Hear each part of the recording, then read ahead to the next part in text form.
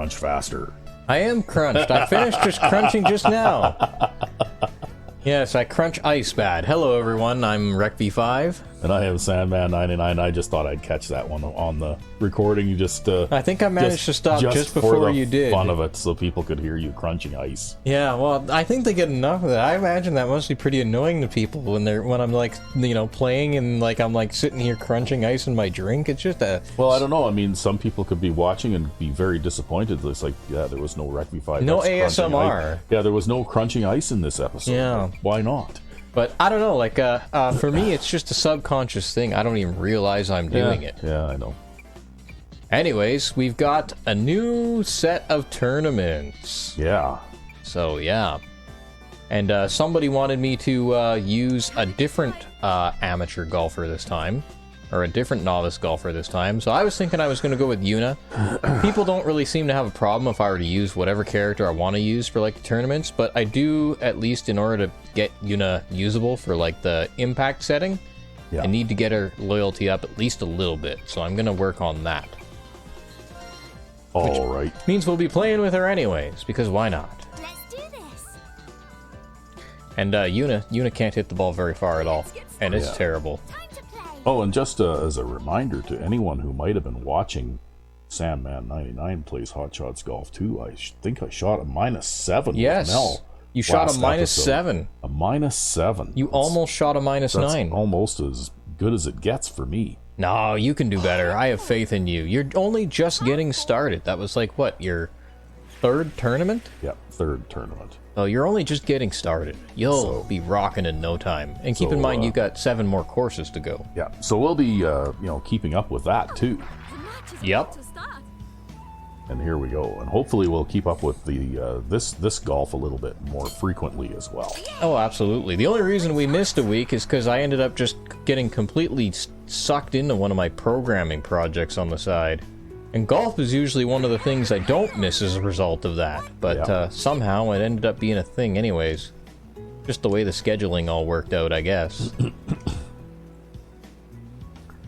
Oh, well. Anyway.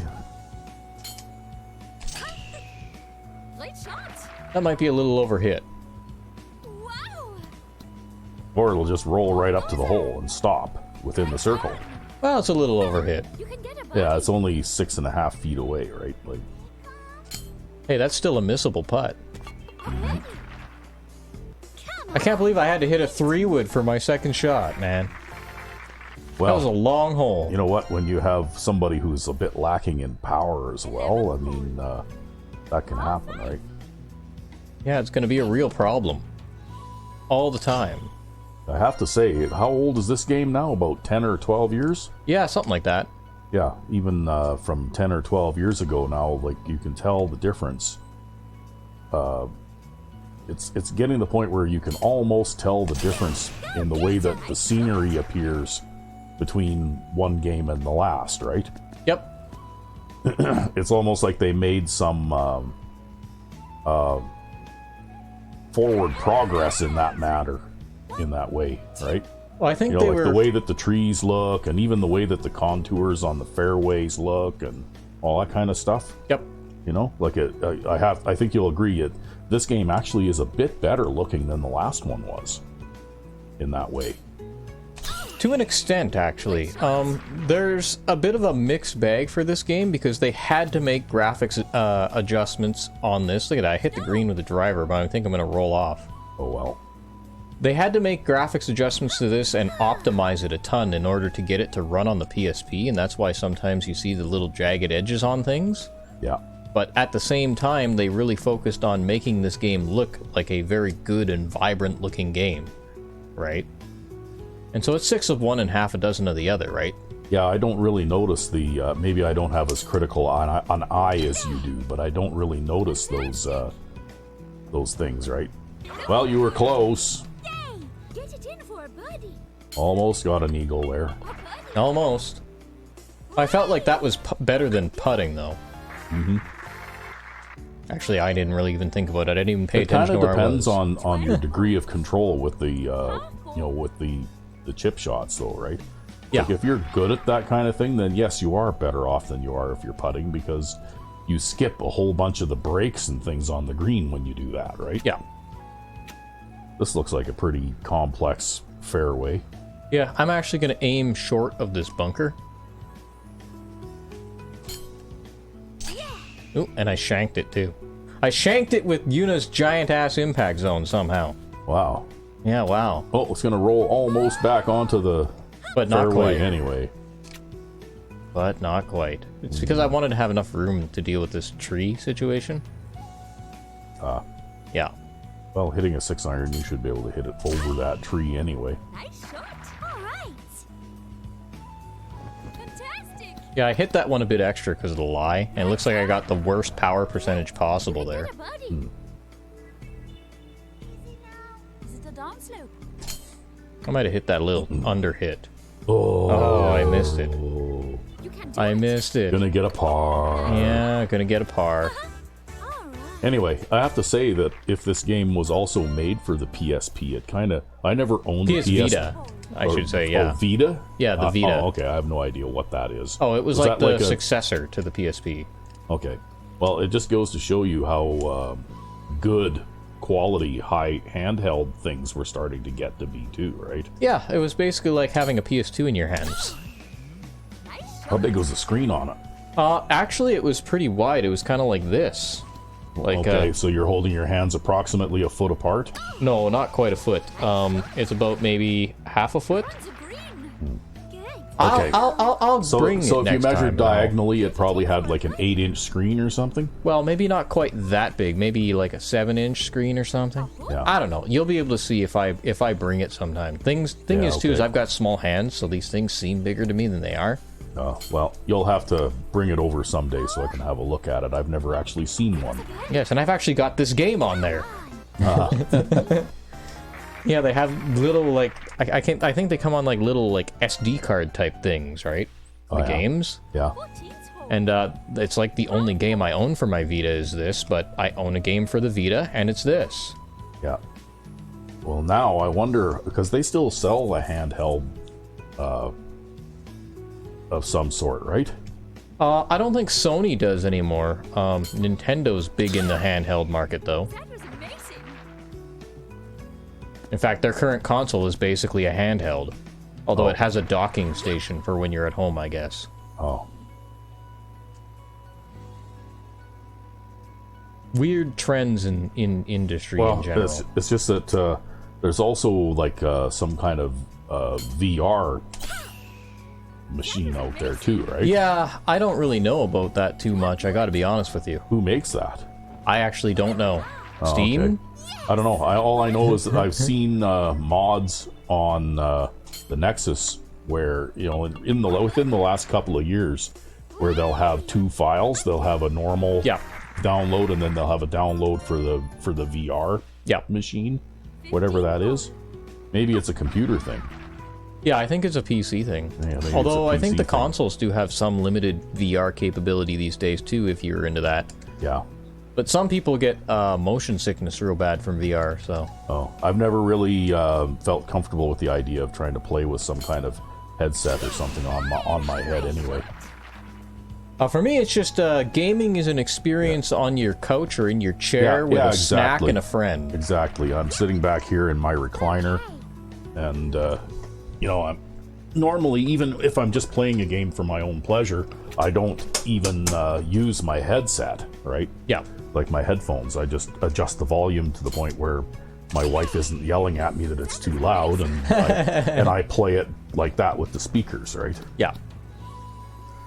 Someday, if I ever win the lottery and build a new house, I'm going to build a basement with four foot thick walls and foot thick concrete floors.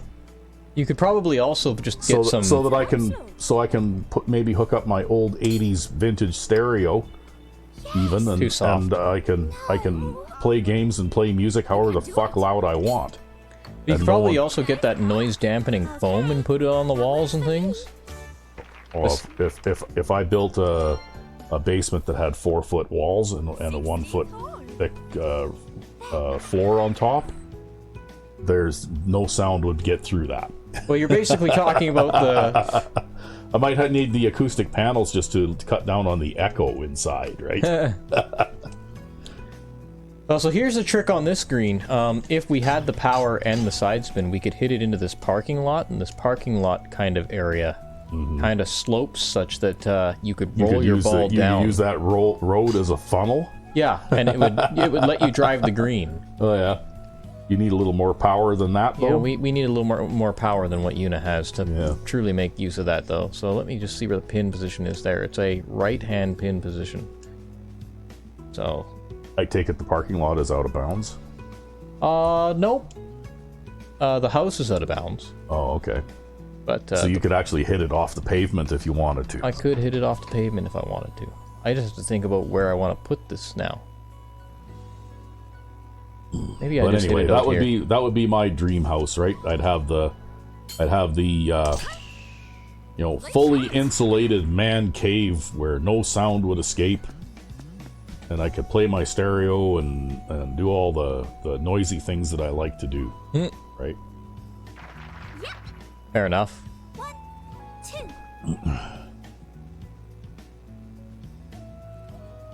2. Because I still kind of wonder sometimes when I'm on those oddball hours, even if I'm even just lifting weights, it makes me wonder what my neighbors think in this shared wall thing. If they hear me clanking around with weights at 3:30 in the morning, kind of thing, right? They might not even know what the sound is. Maybe they think it's their house. Yeah, maybe. After all, it would be rather odd to hear somebody lifting weights at 1 o'clock in the morning. Although I've certainly done that before. Yeah. Come on. Leave it to me.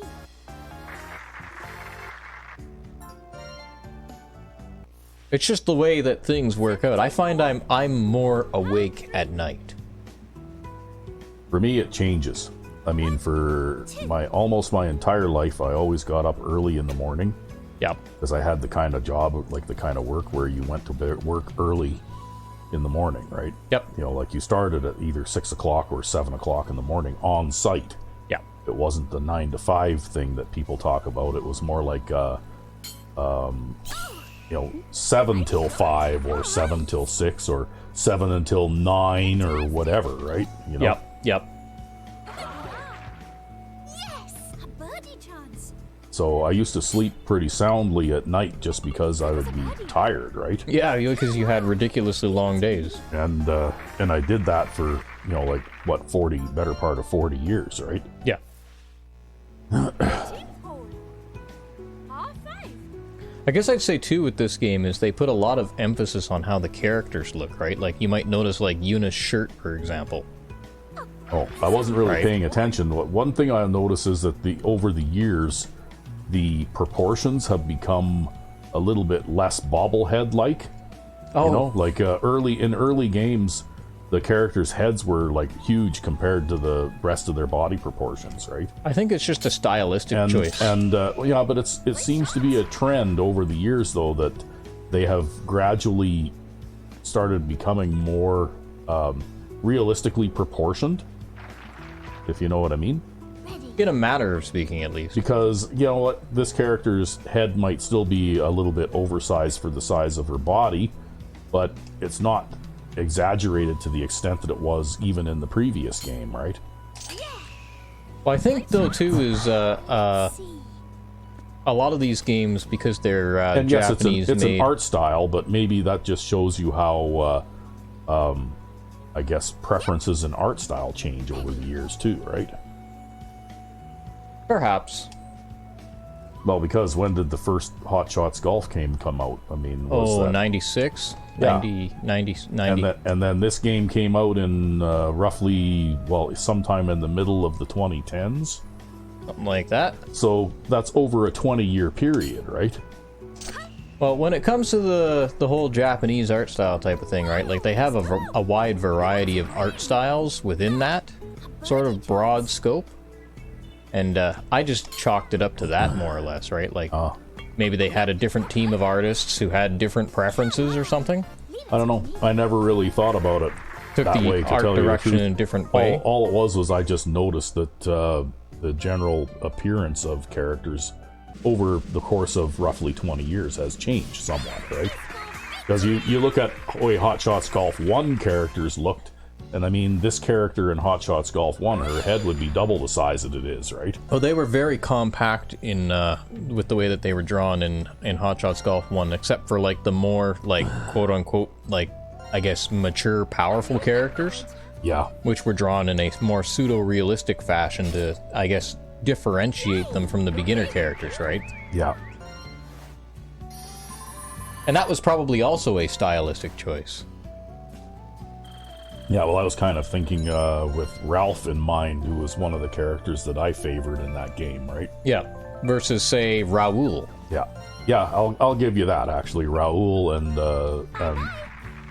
Daryl and Iceman. Daryl. They were all much more seriously drawn looking characters. Off you go. Okay, we've got a new course. Like this menu character there, the proportions almost look somewhat realistic, right? Yeah. You know? Here I am. Shall we get started? Well, and even though they use the sort of like Japanese style, cartoony kind of art style, like there is variance in that too, right? And they've also definitely always leaned more towards realism in their games as they've gone on, because I guess they're making a golf game, right? Like they even do things like they show, like since Hot Shots Golf 4, they've had physics for the trees. Yeah. They might have even had it in Hot Shots Golf 3, but I remember it best in Hot Shots Golf 4 when you could see the individual you leaves. could see the individual leaves moving in the wind and stuff like that. Yeah, you can see it here too. Yeah. The match is about to start. But there was a time when a tree was just a texture rendered over a rectangle, Hot Shots Golf 1 and 2. Yeah. Well, you also have to look at the relative power of computing too over a 20-year span, right? Yes. You know, like technical advances have been made, right? Late shot. So this is a Western theme, does it? Yeah, it's kind of like Southern, I guess. It's sort of like I guess I'd almost say, maybe I'd guess it's like Okay. Arizona or Nevada or something. I don't know. Or maybe it's more like Midwestern. It's hard to tell. This Might be more it's got Midwestern. It's got palm trees, so it might even be someplace that has palm trees, like California or Florida. Yeah, who knows? Who knows? And they just happen to be playing country music in the background. Me no know anything but Midwest and farmers' fields. Yeah. I don't think I've ever seen palm trees in Nevada anyway. Yeah. No, Not- this not- is too green for Nevada, I think. Not the parts that I've been in anyway. Yeah. And I don't know what Arizona looks like, but because I've never been, or New Mexico, I've never been. Runs are green. Never been to that part. Wow. But this ain't Kansas, that's for sure. You can get a birdie. Wow, that's a long, nasty putt. It is. But we have a double-sized cup. Yeah, you got the ice cream pail size cup. There you go. Go in. Oh. That's not a cup. That's a crater. Yeah, well. You can see the ball bounce around in there. Yeah. All right.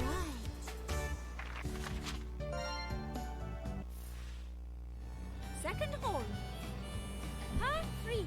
Double mega cup. Okay, so it's actually double size mega cup, right? Yeah, and I still missed the fucking putt, by the way. So it's like the size of 2 ice cream pails. Yeah.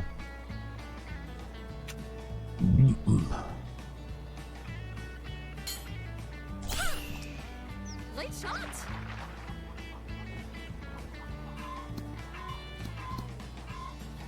Nice on. Good. You can get a birdie. Oh my god. That mound.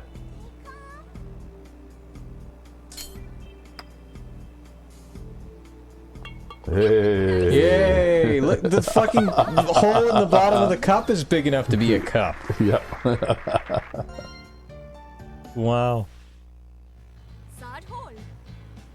Par Harvest Hills Golf Course. Yeah, this is another one Wow, of those. this is like a mixture of terrains, right? Like every hole is different.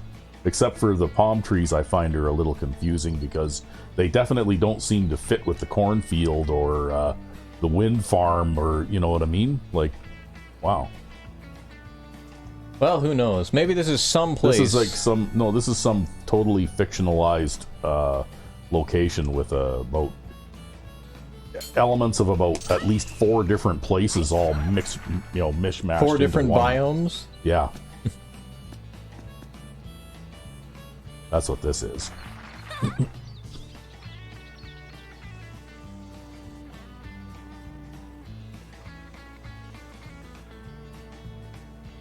It's better if I'm to the left here, so let's see if I can side spin this around this tree.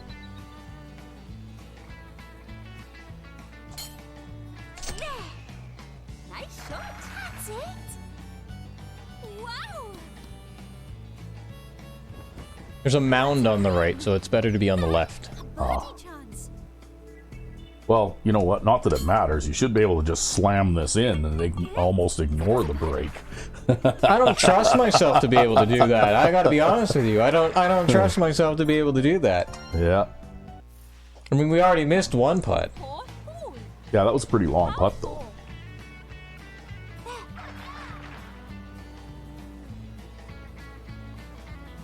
Yeah, look at that. Water towers. Just water towers thrown in everywhere. I never even noticed the palm trees before until you brought it up. Well, those are palm trees, man. I didn't know what the hell they were. And they're using pumpkins for e-box markers, right? Well, it is Harvest Hills, apparently. Yeah. I don't know, each of these courses, too, they tend to have, like, a description of what they are. Yeah. So, I don't know what this one is. Or where it is. I don't think it's anywhere in the real world. Because, like I said, it seems to have elements of about at least 4 different climates, right? That was a good on. Birdie chance. I have to admit, from a visual point of view, it is kind of fun, though. Yeah, with the motels all about the course and everything. Yeah. Imagine having motels on a golf course. Well, locally here, there are people in a town a few miles to the west of the city here who have their houses like they're in their golf courses. No, they're lucky people. They have their houses bordering right on the golf course. Like if you mishit a shot on some holes, you could hit somebody's house, right? Yeah, you have to buy window insurance before you play. Yeah, probably. It wouldn't surprise me if they didn't, get a broken window on occasion or something. I wonder if the golf course would pay for window replacements. You can get a birdie.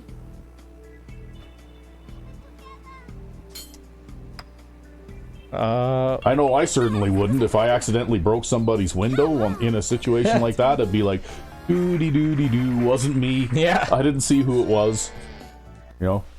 My ball's right over there. Pretty much, yeah. Thing is, though, too, is like with the way I hit the ball sometimes, as we've already established, I'm not the most accurate golfer.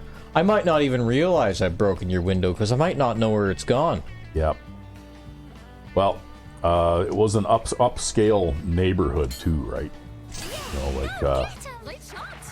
So it would have been, like people, doctors, lawyers, some sports people, right? Like Yeah. actually the guy who played goalie for the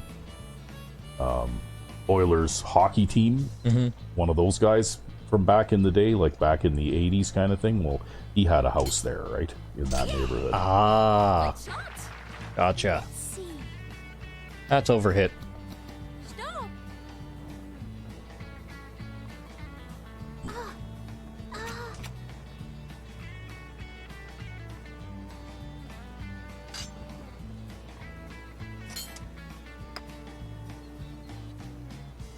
Oh. Oh. Always short. Nice par. I mean, I guess that's better than blowing it past the hole, but... I don't know, I have a habit of always hitting long putts short. I'm a bit shy about them, I guess. 1, 2. But anyway, I'm not sure how I'd feel about having my house bordering the golf course, regardless of whether I was a rich sports figure or not, because I don't think I would really particularly like the idea that I could get a broken window from a stray golf ball. What if I happened to be away for the weekend and it was pouring rain or something, and then I got water damage in my house because my patio door was shattered or something, right? Well, on the other hand, though, you'd be right there if you wanted to play a round of golf. Yeah. But then again, though, the course that we play at isn't all that far from here. It's like, what, a 10-minute drive or something? Yeah, something like that. Yeah. Late shot.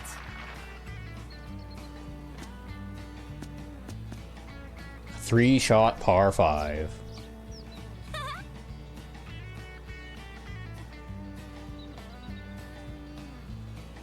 And besides that, I don't think they could just walk out onto the course either, because you'd have to go, like to where the clubhouse was and, pay your green fees or whatever, right? Like, yeah. I think even if you were a member, I think they'd probably frown on you just walking onto the course on the 11th hole or something and just starting to play there, right? Nice birdie.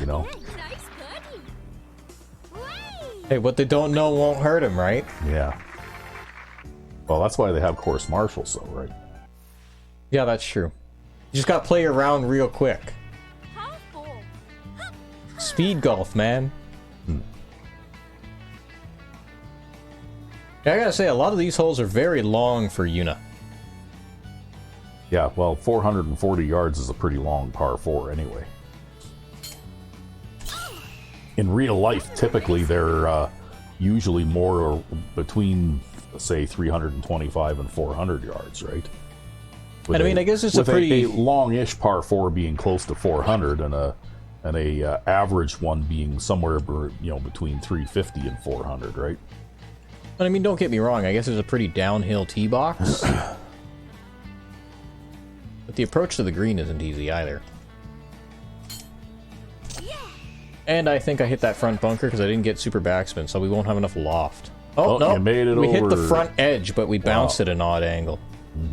If only we'd gotten super backspin, we'd have been closer. You still got the birdie try. Look at the size of that giant cup. Can he do it? No, I think I overhit that. Oh, but look at the size of that cup, though. Well, I overhit that, but the size of the cup was just absurd, so Yeah.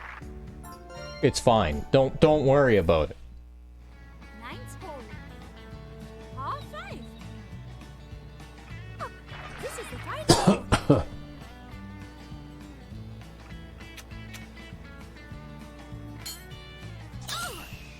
Finishing up the tournament with a par 5. Yep, They still have the 9-hole tournament thing in this game, eh? they do, yeah. They just introduced that in the last game, didn't they? I thought of most of the tournaments before Yeah. were all 18, right? That's right. They introduced it in the last game, I think. Yeah. So they just broke the tournaments up into like a whole Smaller bunch chunks. of smaller chunks and just have more of them, right? That's right, yep. Yeah. That was amazing.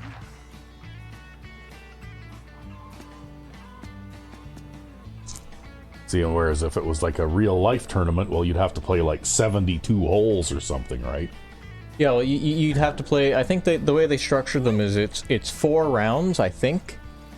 So you play 18 holes 4 times, Yeah, I think, is how they're structured.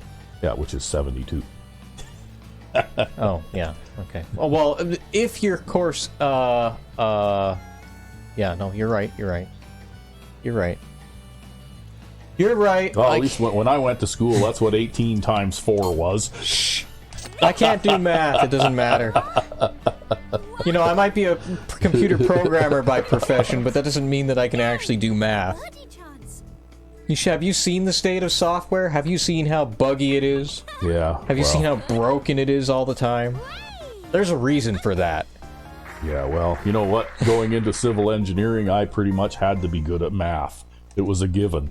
Well, there are a lot more consequences in your industry for being Yeah. bad at math Yeah, if than you're in my bad at industry. math and you design a bridge or an apartment building or something, people die, right? Whereas, if I'm bad at math, you lose your data and nobody gives a shit and there's no recourse. Yeah, that's one thing about your profession versus the engineering profession is that when I was in school, they even told us about case studies where, like why things are the way they are. Yep. And there was like a parking garage in Toronto, I think, somewhere, if I remember correctly. It was a long time ago now. But one of the floors in it collapsed. and, Wow. and killed a few people, right? And even though it was like 20 years previously that it had been built, while the head engineer of that project was in court, Yep. right? Because he was still held responsible for the work that he did on a structure that was over 20 years old, That's right. Yep. right? So that's why engineering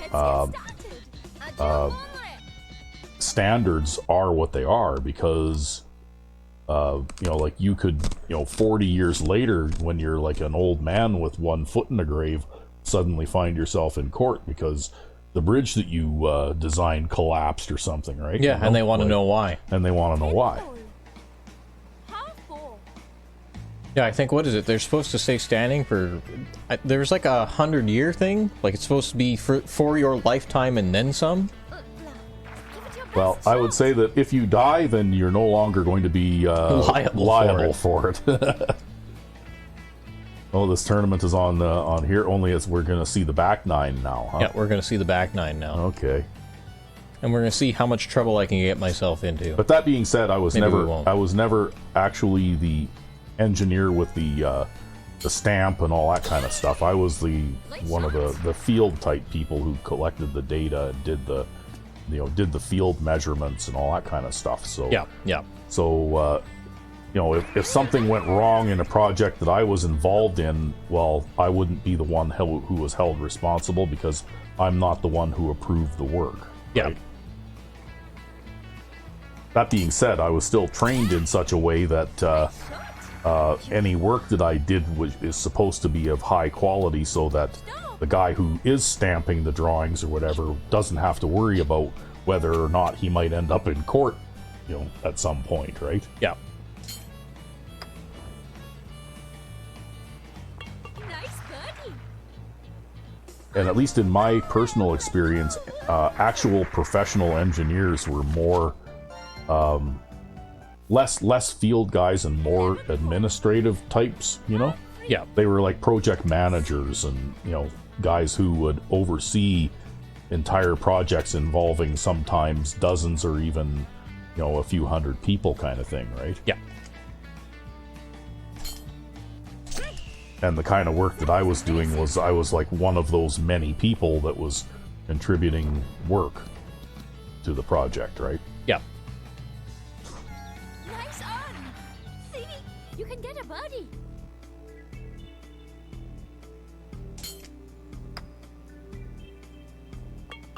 But also I worked mainly in the mining industry as well, so like the you didn't have the liability issues that are attached to building structures and that kind of thing. Bridge construction. Well, I mean, the only thing that you might run into is if you were to say sell some concrete aggregate to a ready mix company that makes the concrete that then goes and delivers it to the site for where they're pouring a bridge pier or something. Yep. And if they start to have problems with pop-outs on the bridge pier, like chunks of concrete cracking and breaking off and that kind of thing, Yep. well, then they might come back and look at your quality assurance records and that kind of thing from going back years and years, right? Yep. Like we used to keep QA records for materials testing, even going back something like 7 years, right? You are good. As a minimum standard, just because of that kind of thing too, right? Because you could run into structural problems on a construction project if the materials were not right as well, right? Yep. 13th hole. Because mixing concrete is something that is like the quality of the materials that you use is important, because if you don't have the right type of materials or the right proportions even and that kind of thing, well, then it can affect the quality of your concrete when it's all said and done, right? Yep. I think I just overhit the fairway by accident. Oops. Yeah, you just overhit the fairway.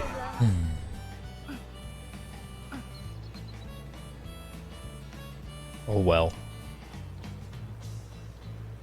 These things happen.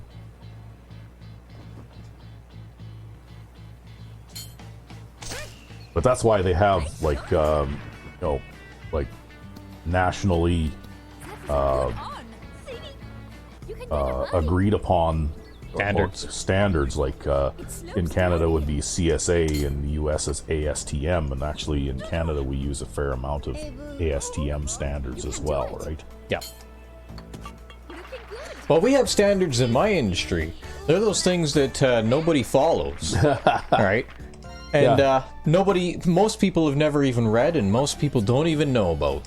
Yeah, well, like I said, though, in what you're doing, I don't think it's quite as critical. Like, you're not going to end up with, as a consequence, people dying or expensive properties being damaged or destroyed because of you know, a mistake, right? I mean, sometimes there was an issue that we were taught about with Therac radiation machines, where a arithmetic overflow error in the programming for that machine ended up giving people lethal amounts of radiation for their cancer treatments. Oh, okay. Well, But, then I stand corrected. Yeah. But, I guess that bad programming can lead to death and mayhem. Bad right? programming can lead to death and mayhem. And I mean, like, keep in mind, too, a lot of the machines that you see in an industrial environment are controlled by little computer chips, too, right? But for whatever reason, none of that liability stuff or standard stuff or anything ever made it into the industry. And it's basically ad hoc, kind of wing it, do what you want, copy-paste other people's code from the internet.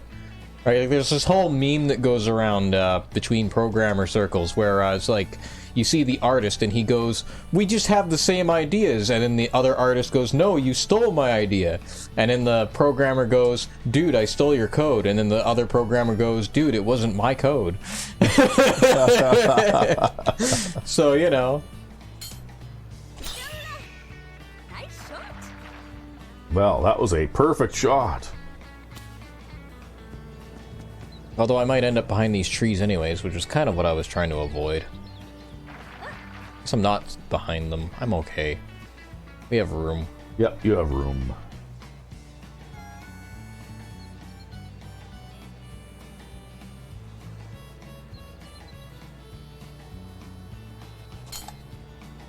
See, this isn't a highbrow golf course, though. They've got the tan brown bunker sand and all that kind of stuff. They don't have the nice white. Well, it all plays the same. It No. all plays the No, same. it doesn't actually. No? Oh yeah, because you're the aggregate guy. That's right. I made bunker sand for a number of years. And actually, the bunkers in this course look more like the bunkers locally here do, that companies like the one I work for sell. Ah. Because the silica deposits that they're mining are river deposits. They're not they're not quarried. They have various impurities. And they have a lot of impurities in them, so that you're mining roughly 91 or 92% silica deposits, right? Whereas, no, you made it over. No, I didn't. No, oh, okay. I thought you made it over. Looked like you were gonna. Whereas, like in places like I went and toured a couple of sand plants once on when I went to a convention for work. Yep. And we toured a couple of sand plants. One of them, I remember, was owned by a company called US Silica, and they were actually quarrying, right? Like, they were blasting. They had a big, huge sandstone face that was like 100 feet tall. Yep. And they were blasting, and then they were picking up the chunks in loaders and feeding them into crushers. And then from there, they would put it through the sand processing and washing and sorting process, right? Yep. But that sand was white because it was like very close to, very close to 100% pure silica, right? Yep. Well, in spite of that, like, absolutely horrible start to that hole, I managed to get a birdie still. Yeah. Yeah, if I'd shanked it left, it would have been fine. But I think I was trying a little too hard to get perfect impact there, and I shanked it to the right.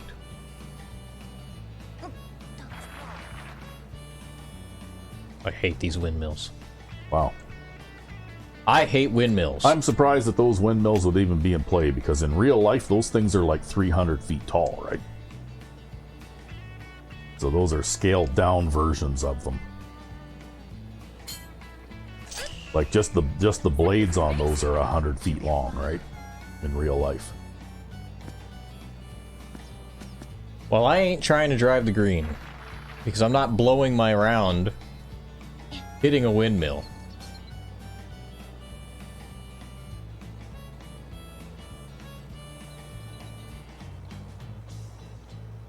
Yeah, I've done a little bit of reading on those, and actually the housing structure at the top that you can see there, Yep. well, that is like almost the size of a typical house, right? Like they're huge. A birdie chance. Now, I remember there was a article a couple of years back about a windmill leaking oil in Sweden. And you were very uppity about that article. Oh, I thought it was funny because I remember them now that they were freaking out because it leaked 200 liters of oil out of it, because obviously in a housing like that you've got a huge propeller mounted on a shaft, right? And in order to allow that shaft to turn nice and smoothly, just driven by nothing but the wind, well, that shaft has to be held in place by, at least 2 bearings, right? And those bearings, of course, require a certain amount of lubrication, That was amazing. or the rolling elements in those bearings will basically just chew themselves up into splinters, right? Yeah. And the same thing, you also would have to have gear reducers, because those propellers are actually, like the windmills themselves, they're actually designed to turn at around 15 to 20 RPM, which is actually relatively slow, right? But in order to produce electricity, you need inside that shaft that's inside that housing has about 60 kilograms worth of rare earth magnets mounted on it. And then there's like a great big huge copper coil, right? Yep. Which is why that housing is so big. Yep. And basically you need that shaft with the magnets mounted on it to turn at about 1800 RPM in order to generate electricity. So obviously that shaft is going to go into that big housing there, and then there's going to be a gearbox with a series of shafts and gears to speed to increase that speed from the input shaft that's turning at around 15 RPM up to 1800 RPM. Yeah. Okay? And all of those gears meshing with each other and that kind of thing too, you need to have them lubricated, and that means you need to have a gearbox that these things are inside with oil in it, in order to keep a film of oil on all the gear teeth and stuff. Otherwise you end up with a great big housing full of metal filings, right? Yeah, yeah. And like they apparently, one of these gearboxes sprung a leak and leaked about 200 liters of oil onto the ground, and they were all freaking out about that and thinking that it was a huge disaster. But for our American friends, 200 liters of oil is like the equivalent to a 40-gallon drum. Yeah. And for people who don't know how big a 40-gallon drum is, well, when I'm standing next to a 40-gallon drum, it comes up to just below the bottom of my rib cage. Yep. And I can almost put my arms all the way around one, right? Yep. That's about how big a 40-gallon drum is. And I mean, the dimensions vary slightly. Some of them are a little taller, some of them are a little shorter and wider. But, generally speaking, that's roughly about, how much that is, right? Yeah. So it wasn't a huge environmental... I mean, when you got to compare and get some sort of sense of proportion for that, because a 40-gallon drum of oil spilled on the ground, or the Wanval, or the, what the fuck was that Exxon tanker that sunk, that leaked like, tens of thousands Oh, of yeah, barrels yeah. of oil. Yeah. Because a barrel of oil, I'm not sure how big a barrel of oil is, but I think that's actually a large unit of measurement. Like, Yeah. like really large. Yeah. So, like the something or other Valdez tanker. It was quite a while ago now. It sank off of the west coast, like somewhere, south of Alaska or something. Or some such, yeah. Yeah. Anyway, it was a number of years ago, but I mean that would have been a major marine disaster because it actually, like, those tankers hold a lot, right? Yeah. So you have to, you have to have kind of a sense of proportion to kind of get an idea between, because you know what the cleanup would be if you spilled one 40-gallon drum of oil on the ground? What? You'd get maybe a small loader and a couple of guys with shovels. Yeah. And you'd shovel up all the affected dirt, and then go and dispose of it in a like a disposal facility of some sort, right? Yeah. But it wouldn't be a huge deal because you could actually contain all of that dirt within a couple of probably 40-gallon drums, and put them in the back of a truck and then drive them to where they needed to go, right? Yep. It's not like you're killing hundreds of thousands of fish or marine plant life and that kind of thing, like, sinking a large oil tanker would be. Yeah. So, you need to have some sense of proportion for all of this. But it made the news over here, damn it. Yeah, it did, which is kind of weird, but, like... And the local paper thought it was an absolute catastrophe, too. Well, that's because reporters don't really know anything about the environment either, right? Or about oil, or about oil, or even how much 200 liters actually is. Yeah. What's a measurement?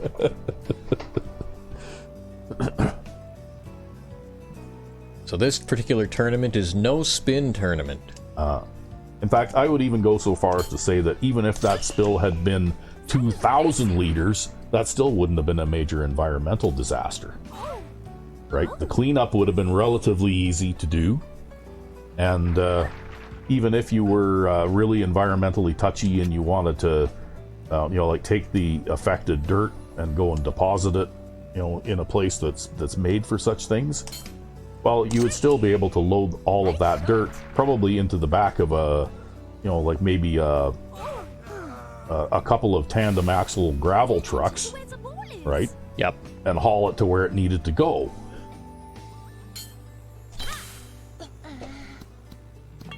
Oh, look at that. Chipped in out of the bunker. Wow. Well plugged. Yeah. Well, I'm always aiming at the hole, and that's one of the reasons why, even if your lie is crazy wow, bad. She turned red and flew off. Yep. Yeah, well, she's from a game called Gravity Rush, and she's got, like, superpowers relating to gravity and such. Oh, I guess that was our first chip in, too. Oh, okay. Wow. But anyway, knew? that just goes to show you that, some of these environmentalist types, they, will overreact to something like that, right? Yeah. Because it's crazy. I mean, don't get me wrong, it's not desirable, but what would have happened there was it would have been a mechanical failure, probably a seal failed or something like that in the lubrication system in the gearbox or something, right? Yeah. Because obviously you have to have seals in place in order to stop the oil from leaking out of where it's supposed to be, too. Mm-hmm. Or maybe they blew an oil line on a pump or something like that, right? Because there would be, for large structures like that, I would imagine they probably have, like recirculating systems as well, and filter systems for the oil.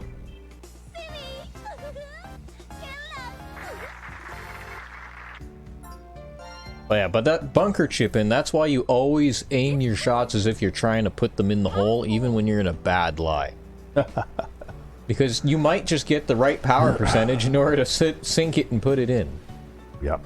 Sometimes things just work out. Exactly.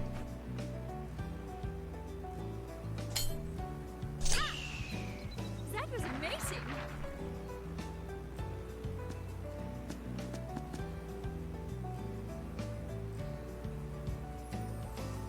Because you know what, if 200-liter oil spill could warrant, you know, being in the news like thousands of miles away on the other side of the ocean, well, in some of the places where I worked, where we accidentally spilled like an entire tidy tank full of diesel fuel on the ground, well, they should have been talking about that in Germany, right? Like, Yeah, wow. Yeah, I don't know. I feel like the sense of proportionality of the paper was way off. yeah. Just a bit more. Carefully now. Looking good. What is that thing that she's... That's an apple. Oh, is that what that is? Yeah, because Newton, the guy who discovered gravity, Oh, okay, and his yeah. apple, Yeah, and okay. she's got gravity powers. Oh, I see. So it's kind of like a play on words, as it were. Yeah. Okay. Yeah, I actually never played the game Gravity Rush, but I never even heard of it. I didn't even know it was a thing. I didn't recognize this character. yeah, I don't know. Maybe someday I'll have to check it out and play it, but at the time I just did not. And as I said, this was one of the last games that I'd bought for like a decade. Yeah, well, I noticed because I was kind of browsing on GOG, because I do that once in a while, just to see what's there. And there are a lot of games from around this time period, like 10 or 12 years ago, and they're really cheap. Yep. And you probably didn't even know they existed. Yeah, well, I don't even know what most of them are, but yeah, like they're, Get a buddy. you know, like you can buy, you know, games that I remember hearing of, so they must have been fairly big games in their day, Yep. for like less than $20 usually, right? Seventh hole. Half ball.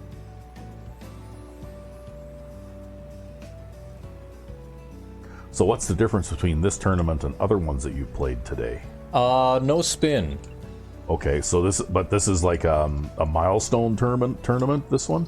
I don't know. I don't think so. Maybe it is. I wasn't really paying attention. I was too busy talking about windmills. Yeah, I don't well, know. you know what? You don't want to get me started on the subject of windmills too much, but It's okay. I think we largely feel the same way about it anyways.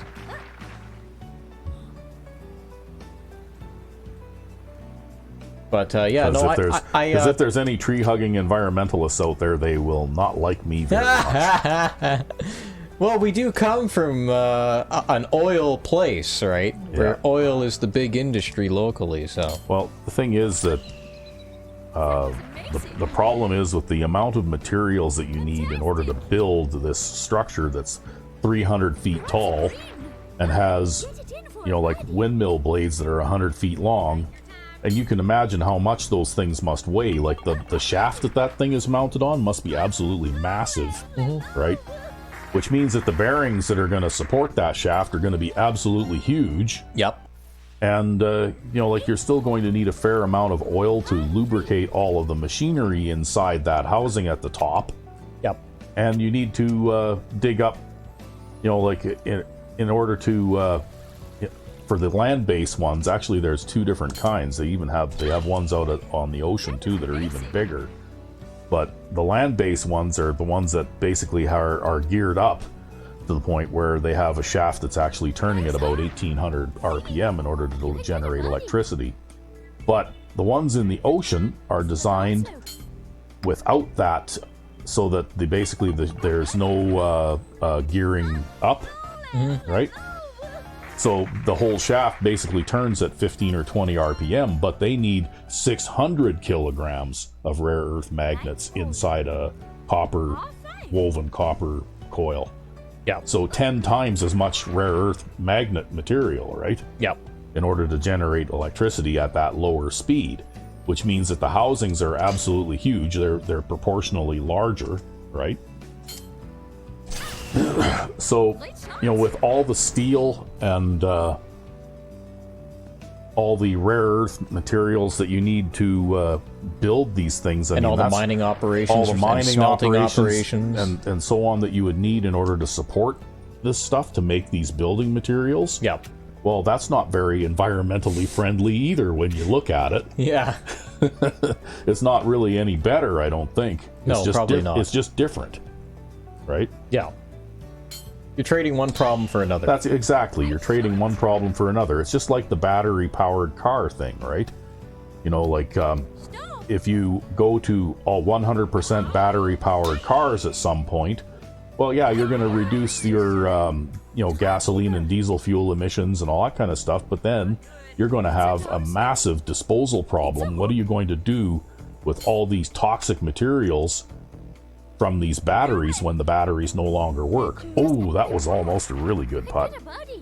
You know, like, what are you going to do with them? You can't recycle them, really, because the way an electric battery for a car is made. They're made out of a series of small cells that are all laminated together into a big battery pack. And glued together, too, and glued together. And if you try to separate them, it's almost impossible to do that without penetrating the wall of one of these little cells. Yeah. And as soon as you do that, well, that creates a runaway current to the point where it can generate enough heat to cause that battery pack to spontaneously combust violently. In fact, even rechargeable batteries for handheld power tools like drills and stuff like that. When I worked at the dump about a half a dozen times in the roughly 10 years I worked there, we had fires inside the plant. Yeah. Because we had shredding equipment for the garbage to go through.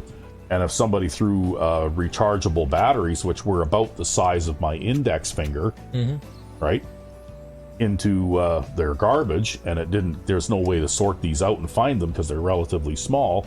But as soon as one goes into a shredder and the shredder punches a hole in the side of it, well, you got an instant fire, right?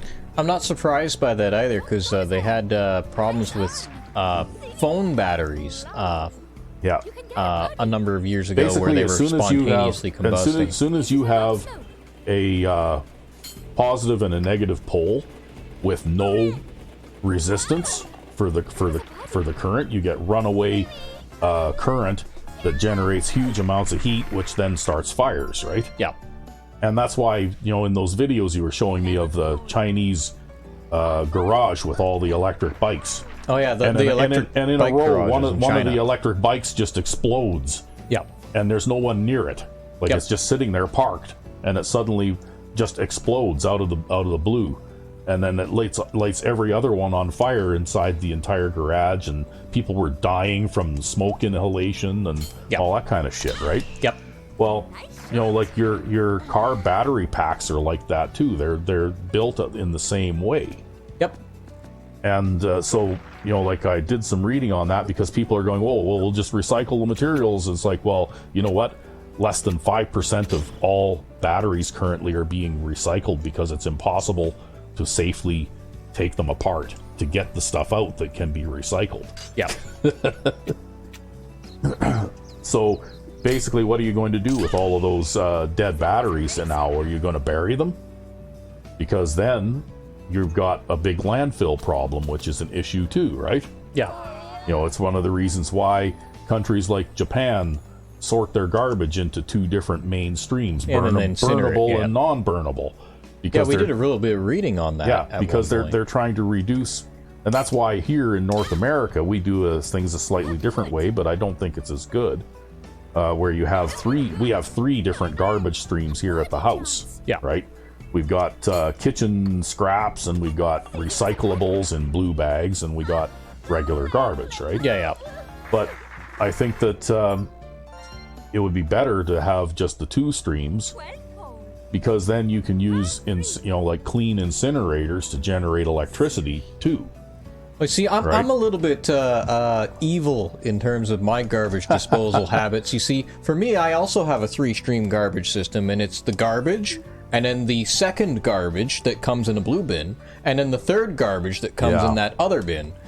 Yeah, I know a few other people like that too. Yeah. And you know what? They have their bins that they put out at the curb in front of their house, but the city in its wisdom pulled a bunch of numbers out of their ass, I guess, but nobody produces as much recyclables and as small amount of regular garbage, like non-recyclable stuff, as what the city thinks that they should. So, like some people that I know that talk to me about this go, yeah, when my regular garbage bin's full, I just put garbage in the recycle bin too, right? Yeah. Because they don't touch those when they come along with the truck. The truck basically grabs the bin, tips it into the top of the truck, and then sets it back on the ground, right? So, it's not like they're paying any attention or anything. Well, I'm kind of, and, maybe this is a little bit immature for an adult man to be like, but I'm one of those, rebellious libertarian types, and I have more of the attitude of, fuck you, don't tell me what to do, I'll dispose of my garbage how I want. Well, and so that's more the attitude that I take when I go about these things. Well, the thing is that I can honestly say that I think reducing the amount of stuff that you put into a landfill is not a bad thing, but the way that our city is doing it is extremely inefficient, and it doesn't work, and they flush, tens of millions of dollars down the toilet literally every year, screwing around doing things that don't really work right. When really what they should do is they should just put everything into the hands of a contractor that specializes in that kind of stuff. Yep. And just pay them a fixed amount over like a 20-year period or whatever, and have them take care of it. Well, maybe they should take some bids from Japan. Well, I mean, I don't know how the Japanese do it over there, whether it's government run or whether they hire contractors. Like the company I used to work for before they were bought out by someone else was called Suez. Yeah. And the same company that built the Suez Canal. Yeah, actually it was. That's why they've been the company Suez for a couple of centuries. So it was a bit of in my opinion anyway, a bit of a sad thing to see that company bought by another company. But it was also another French company that apparently did the same thing as Suez, but Suez was the second biggest company of its type. Yep. Whereas this company that bought them out was the biggest one. And now I guess they're the biggest one by quite a lot. Gotta love monopolies. Yeah. But anyway, Suez had their hands in a lot of different things like waste management, water utility operations for, like they owned a company that a lot of people in the States will have heard of called United Water. Yep. And United Water is a big water utility company that, oh, look at this, you just put that on. Wow. Yeah, United Water is a big utility company that services a lot of major cities up and down the eastern coast, right? Yep.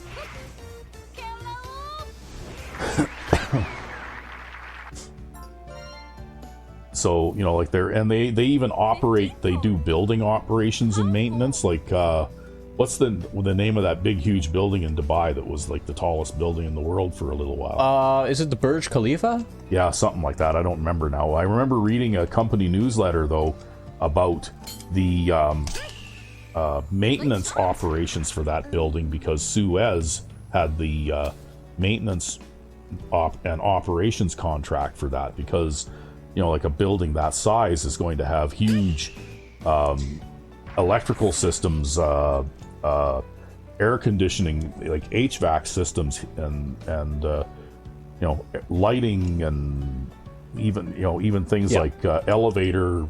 I imagine a building like that has a lot of elevators that require maintenance. And that kind of thing too. Yep. So like they actually had guys in a control room running the systems in this building, just like the guys in a control room at a industrial plant of some sort would be, right? Yep. Oh, that was a sharp break. That was a really sharp break. Oh well. But anyway, our city should do, because they are generally incompetent and inefficient, and they are actually more concerned with building. Each manager wants to make sure his little kingdom is secure and growing, kind of thing. You know what I mean? Like they're more worried about trying to justify the existence of themselves and their little department than they are for trying to handle the overall efficiency of the whole operation, right? Yeah. And they don't necessarily cooperate with one another, even when it would make sense to, and that kind of thing too. I've seen it firsthand, right? Yep. And if you basically bundle all of that stuff up and put it out to tender, There are several companies similar to Suez out there that do that kind of thing, and just contract it out. Contract out, and basically it's like, okay, we're going to pay you $50 million for the next 20 years. And for the next 20 years, you own this facility. You operate it and maintain it in an acceptable fashion. And, you know, like for the flat amount that we pay you to do this. And that's actually how Suez did a lot of their other contracts, you know, all across the world kind of thing, right? Yep. Because this was Suez was a huge company. They had like over 100,000 employees, right? They were massive. Yeah.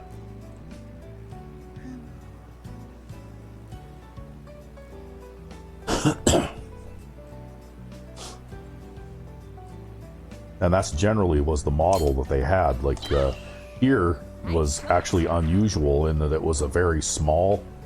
For them, it was for a company like Suez. This operation was actually peanuts. You know, the only reason that they got involved in it is because they wanted to have a presence or a base of operations here, so they could possibly expand into other areas within this region, right? Yeah. You can do it.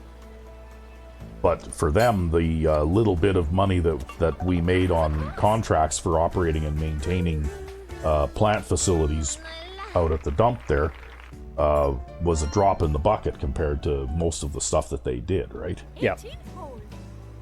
Par 5. This is the final hole. Well, I've made it to the end of the no spin tournament. Yep. Well, you're gonna try. You're gonna try and bounce it. Oh, I think I've seen you play this hole before. Yep. She's got a high shot trajectory though, so I think she can make it Nice shot. without spin.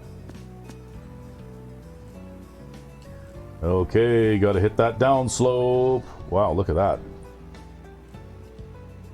Well, you managed to pass your previous longest shot. Yep. That's still a pretty long shot. Second shot. There is. I gotta be cautious about how I hit this too.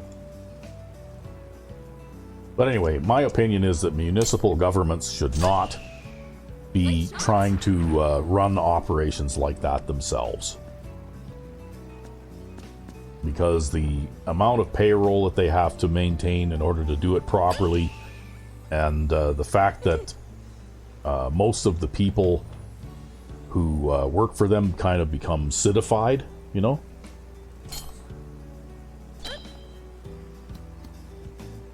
Hit that a little too hard. Could have taken a sand wedge, actually. You're on the green. Gonna finish up with a par here, or what? We might. For a birdie. That looks like a pretty rough putt.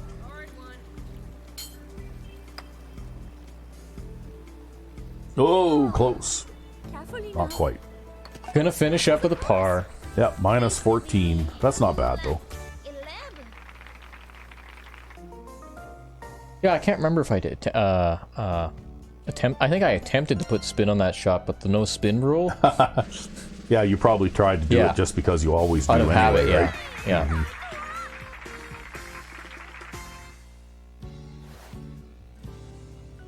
But that's okay. We did okay. Oh, look at that. And we even got the thing. We're getting those crowns. Well, you got a couple of crowns. Yep. A new record. My perfect impact there was even better than usual there. I guess when you're mucking around with the D-pad to put spin on things, maybe your perfect impact drops just slightly. Because your brain's trying to do two things at once. Yeah. Well, I always find that making those types of shots is harder than just, you know, like making a regular shot, right? Well, I managed to score minus 14 here, and I managed to hit all the greens, but I would say that I was using a character with high shot trajectory, and I'd also say that I had a lot of long putts, because if you're playing greens without spin, you have to change the way that you approach them, possibly even aiming for the top side of the green. Right? Like, should we do the versus mode first, or should we do the versus mode second? I don't know. How long is this tournament? This one is only a 18 hole. Oh, okay, so it's an 18-hole one. Yeah, well, maybe we could use this guy for the tournament, though. Okay, well, There you go. So we got to use Yuna for our tournament. Or for our versus mode. Here I am. Yeah, we're going to use Yuna for the tournament. No, I don't know what I'm talking about today. Shall we get started? You've got me. wow, that's a pretty intense-looking guy. Yeah, he's a pretty intense-looking guy. He likes his Harvest Hills, I think. I think that's where we're playing this.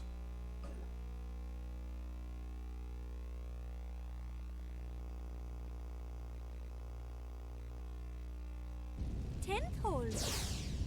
How four? Oh, you're playing the back nine? I guess we're playing the back nine. Oh, give it your best shot. Okay. Now we gotta do, I think, the slot thing to see what we gotta do. What? Oh, we've got perfect lies on every shot. Oh, okay. So it's like a random special rule? Yeah, and it can be positive or negative. Oh.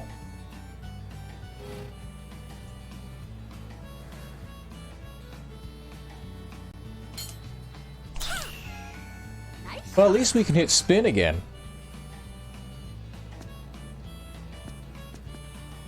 It's nice to be able to hit spin again. I missed spin. Oh, you each get a different one. That's right. Oh, he gets Mega Cup. Yeah, he'll be playing with Mega Cup this time. Wow. And he's using the advanced shot mode. That was amazing. He's got a swing that looks a little bit like Pete, Yeah, kind of. right? Where he kicks one foot up kind of thing. Yep.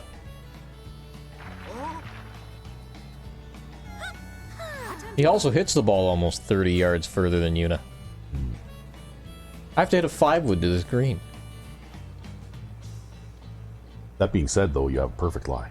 Yeah, I have a perfect lie all the time. Great shot. And because we have the power adjustment unlocked for her, I can do a little bit of a power adjustment there so that my ball doesn't roll off the back.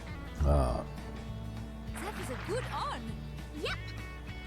I think that's about as close as you can get with a 5-wood. Yeah, he shanked his. Not that it's going to matter, the green is huge. Yeah, and if he's got Mega Cup, well, he's got a pretty good chance of making this putt anyway, right? Well, at least it's not a double Mega Cup. Isn't it nerve-wracking? Is he going to miss this anyway? I don't know. Yes. Wow. That was a terrible putt. If that was a normal size cup, he wouldn't have been in within 5 feet. Yup. Sink this one to win. Hit this one. I think I underhit that. Nope, you made it. Nice birdie. Sandbag AI, right? Yep. It's been a thing. Oh, I gotta say, I think that the AI was at their toughest in, like, Hot Shots Golf 2. And that was in spite of the fact that they could not putt. Because what they would do instead is just put the ball within 3 feet of the cup all the time, or hit it off the fringe and then get perfect chip in aim. It's our turn.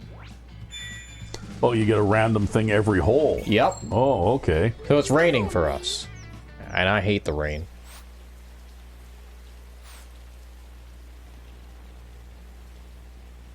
I particularly hate rain. I love rain in real life. If it could rain every day in real life, I'd be happy, but rain in game? No. Yeah. Nice shot.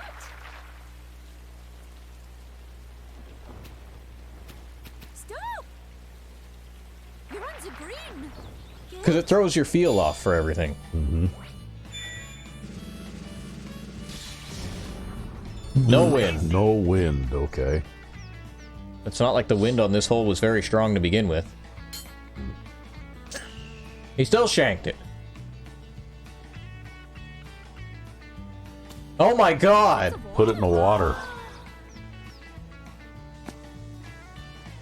Oh, they've got But a it's a designated drop area. Yeah. Look at him side spinning his chip. I don't think he had quite the right idea on that chip shot. No, he's looking at least a bogey here and maybe a double bogey. A bogey. A bogey.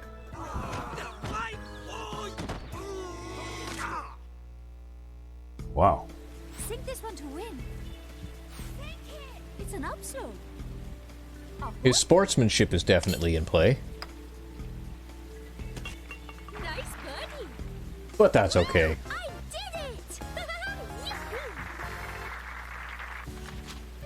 The nice fancy win thing. Yep. 12 hole.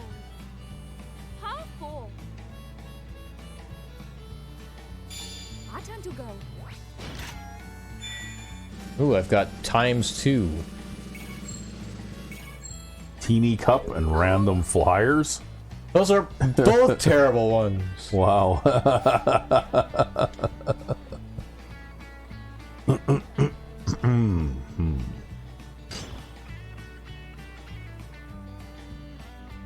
gonna hit a flyer on this shot and end up right behind that silo or whatever that is?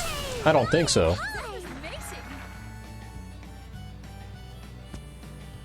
No, I think I'm going to cut the fairway between the bunker and the hill.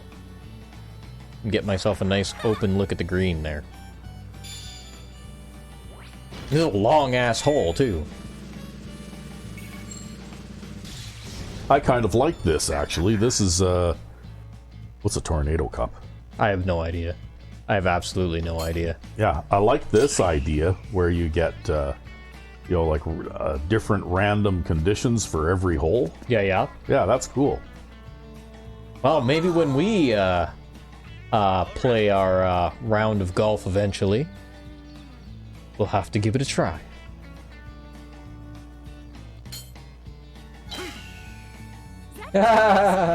He hits every shot bad, but then he hits the nearly impossible shot good.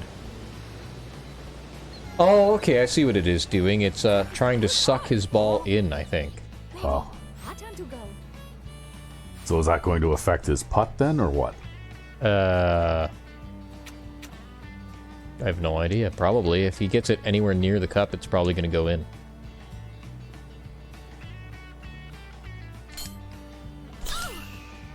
Nice shot.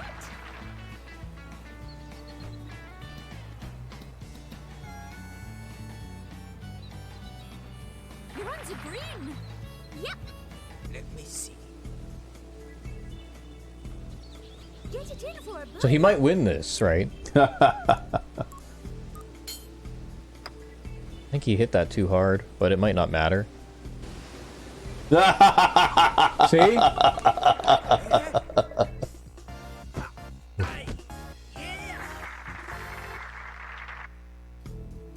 Sings this one to tie. Carefully. Is it an upslope?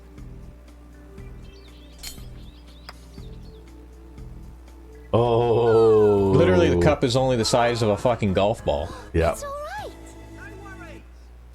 Yeah, well, with the random draw you got there, I don't see how it could have ended any other way, really. Yeah, it was as bad as I could get. Yeah.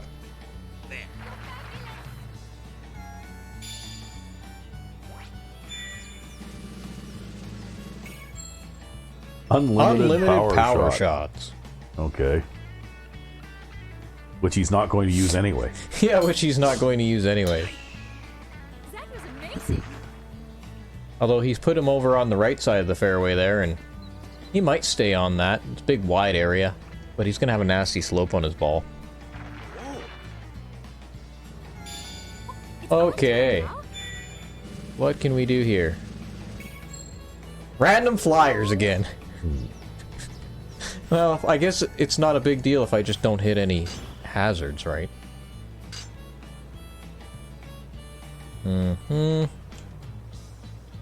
What's the distance on that? 82 yards.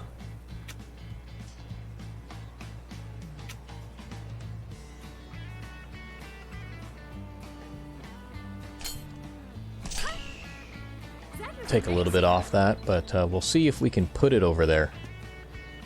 Oh no, we ran out of fairway. Damn. I was trying to avoid that. That's okay. We'll make it work. Oh, he shanked that one really nasty. Wowee, yeah. That looked like some of the balls I hit. Good on. It may fly too far. It may fly too far with this sand wedge. I don't think I'm too terribly worried about it. I'm more just worried about getting around these trees.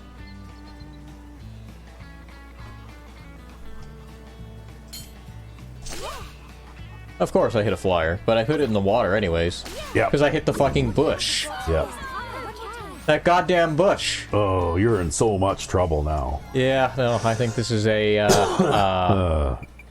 give up hole. Because I hit that bush there, right? Yeah. That's what caused my ball to drop. And so it just insta-dropped like that. Well, I guess now you know not to hit your tee shot to that location again. Well, I was trying to figure out what I could do there, right? I think probably I would have been fine if I'd hit the 3-wood. But I was trying to get as close to the green as possible with that driver.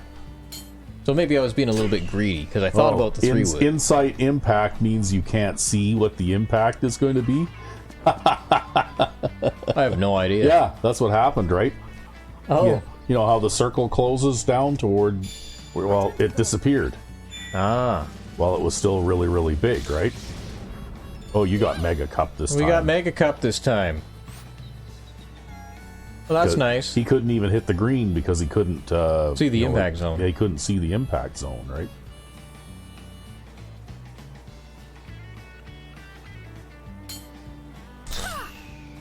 Late shot. That's it.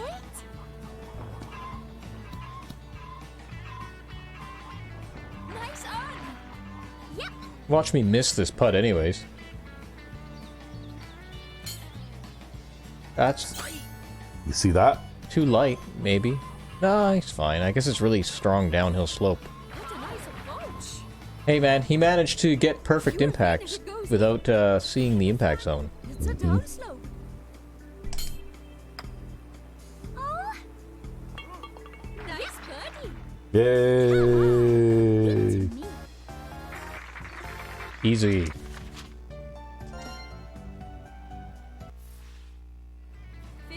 Hole. How four. Oh, it's our turn now. Rainy. Oh. Well, I can deal with rainy. Probably.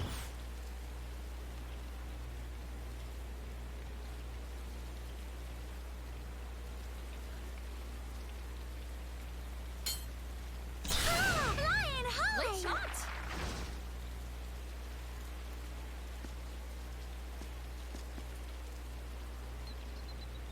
What happened to the music? It goes out when it rains. Oh. Something they think they introduced in this game. Oh. No flyers? Yeah, so he could hit his ball into the worst rough lies possible and never hit a flyer. Hmm.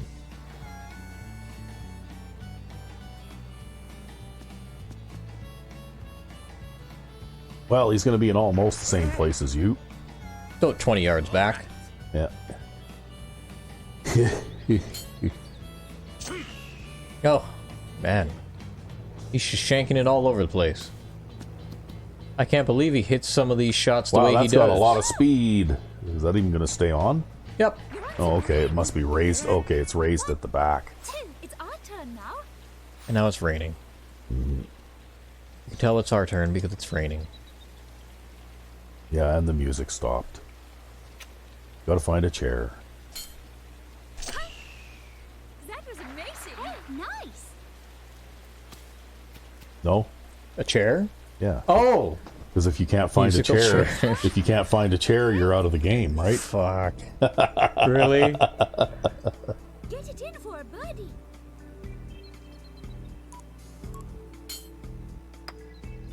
Right there.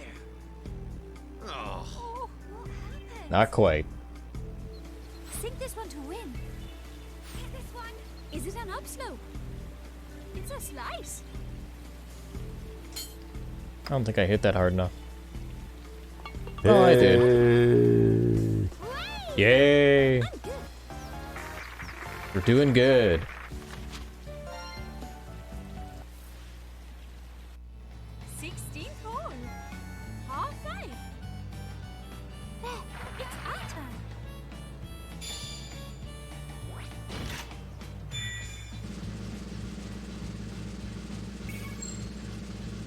Well, you got Sunny And random flyers. Random flyers. How many times have I gotten random flyers? Why do I get that one so much? Well, just stay on the fairway and you should be fine.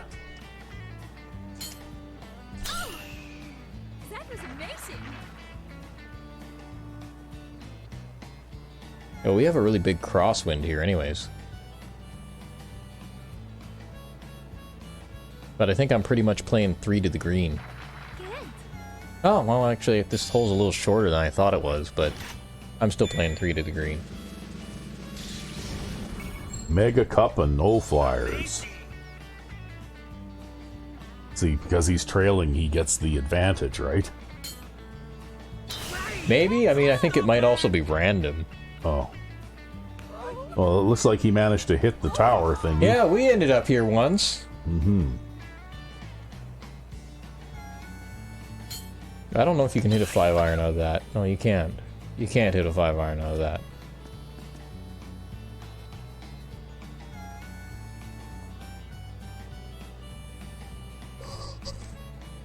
It's our We are not aiming at this. That's all out of bounds. That's a pretty high wall of bales there. I don't think that would stand up anyway. No, I don't think it would either. I think we're going to be aiming over this way.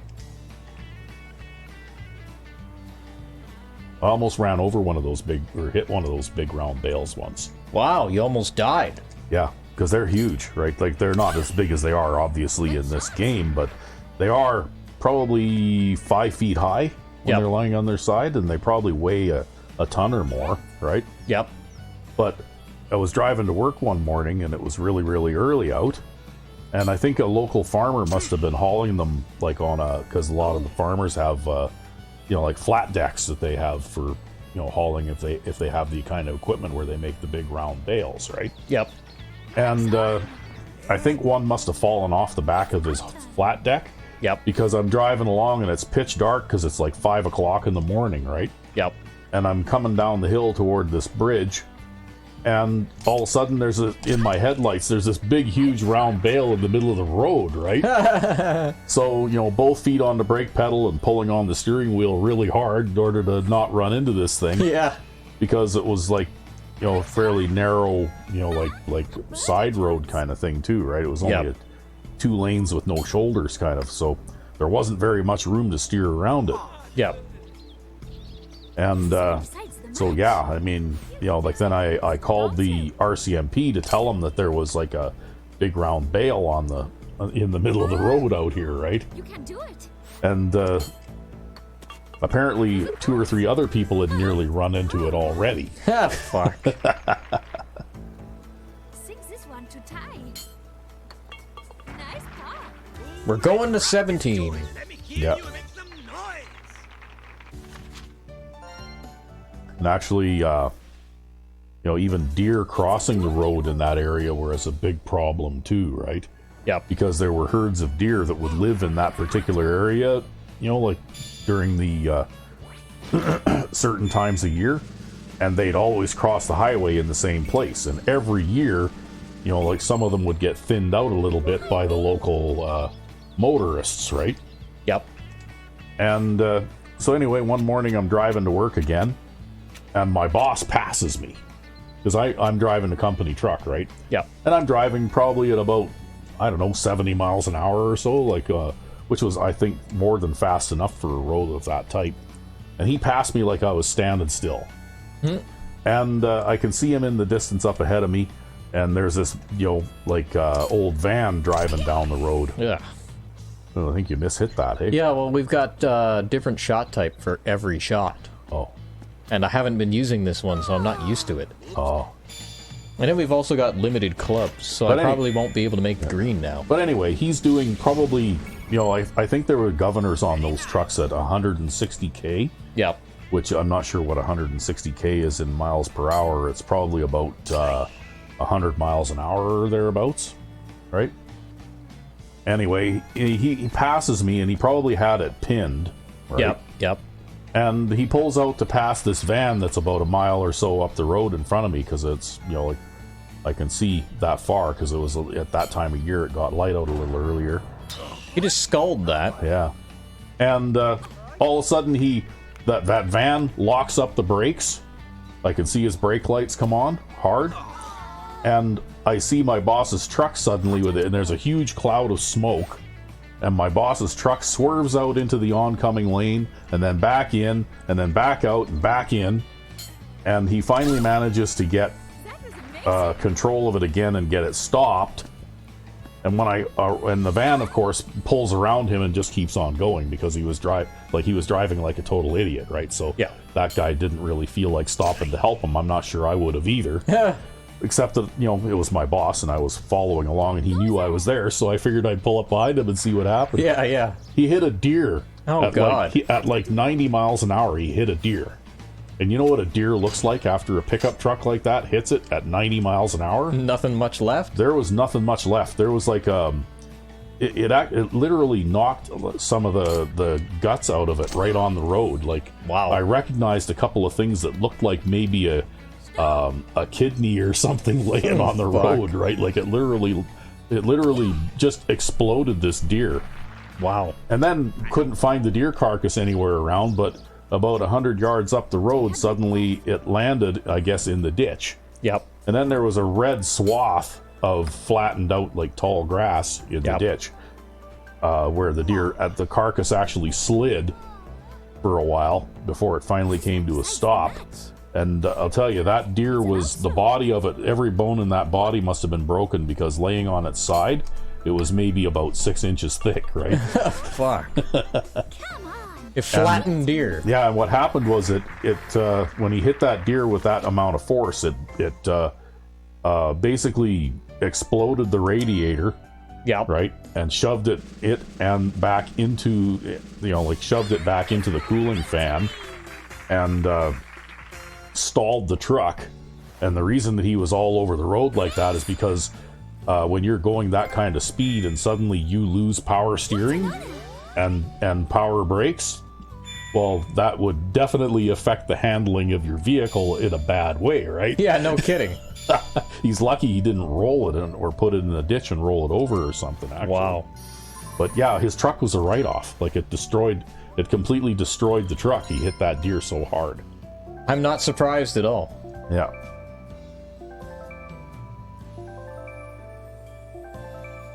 All the stuff unlocked. Wow. So we'll go get ourselves Poncho, and then we'll play our last tournament. Can I help you? Thank you very much. And I wonder if I've got any new clubs. I'm looking for, because we've got various clubs that do partial things, like Grass Cutter gives you a little bit of control for a little bit of side spin, but then they also make you good out of the rough. But I'm looking for my big air stuff. I want the big air all the time. All the big air all the time. The soccer ball there, I think, is just a standard ball. It just looks like a soccer ball. Thank you very much. But I think there was also a course that I could have got there, too. We go back to that. We go to course. Welcome. Yeah, I think I've got the certification for that now, too. So we can get the course. Thank you very much. We unlocked a new course and we've got our ball. Well, I don't know if I'll use it quite yet, because Poncho here has not super good control. I think it's this one, yeah, that's this one. Because he is like well, you know what, his control's so fucking bad, I don't think it'll matter. Yeah, he got control E. Yeah.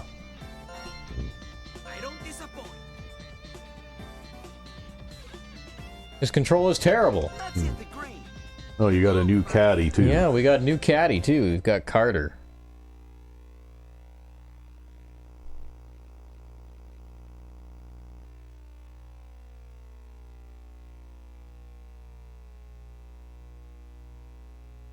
I wonder if they bring back visible caddies in the next game again. I have no idea, because I've never played it. Yeah. How many after this one is there? One? I think 2 now. 2 now? Yeah, I think 2. I just stopped buying games after a certain point. Yeah. I'll have to browse GOG and see if there are any Hot Shots Golf titles on there. I'd somewhat doubt it, only because they're a Sony exclusive property. Yeah. So probably just Sony consoles and nothing else. Oh, so if we wanted to buy them, we'd have to buy them for my PS4 kind of thing, right? Yep. We'd have to rent them permanently. Or at least until they decided not to have them anymore.